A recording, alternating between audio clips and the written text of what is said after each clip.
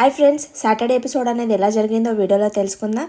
ఏం లేదండి, రీతు గారికి కొంచెం క్లాస్ పీకాడు. ఎందుకంటే సంచాలక్గా కొంచెం తప్పు చేసింది కదా, దానికోసమని కొంచెం క్లాస్ పీకాడు.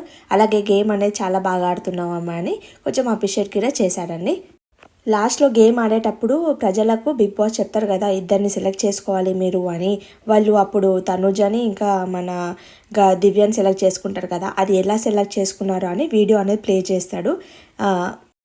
నాగ్ సార్ వచ్చేసి మన తనుజ గారి అప్రిషియేట్ చేసి, నీకున్న బ్యాక్ మార్క్ అనేది రిమూవ్ చేసుకున్నావమ్మా, అందరు నీకు సపోర్ట్ తీసుకొని గెలుస్తావు అని అన్నారు. కానీ నువ్వు ఇండివిజువల్గా గెలిచి చూపించావు, క్యాప్టెన్ అయి చూపించావు అని అప్రిషియేట్ చేస్తాడు నాగ్ సార్ అనేది. ఇమాన్యుయల్కి అప్రిషియేట్ చేస్తాడు. ఎందుకోసం అంటే తిరుగుబాటు అని అక్కడ కామెడీ స్కిట్ అనేది చేశాడు కదా, అది చాలా బాగా ఆడావు, అలా గేమ్ గిట చాలా బాగా ఆడావు అని అప్రిషియేట్ చేస్తాడు. సుమన్ శెట్టి గిట అప్రిషియేట్ చేస్తాడు.